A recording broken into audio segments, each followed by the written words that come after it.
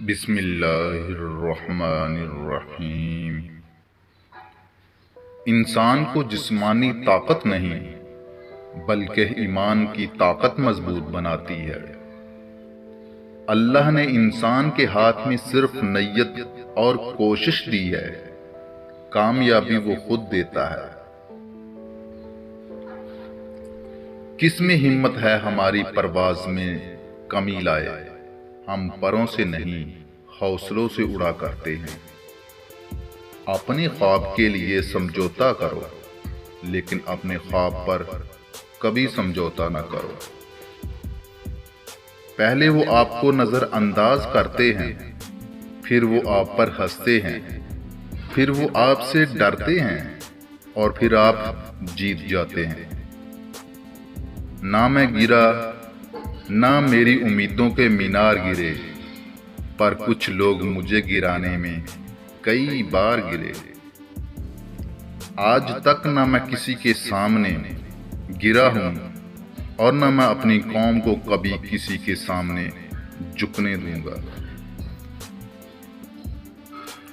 اپنے اندر کے خوف کو ختم کر دو تو تم دنیا کے کامیاب انسان بن جاؤ گے۔ منزلیں ہمیشہ بہادروں کا استقبال کرتی ہیں، بزدلوں کو تو راستے کا خوف مار دیتا ہے۔ وہ وقت کا کھیل تھا جو بیت گیا، اب ہم کھیلیں گے اور وقت دیکھے گا۔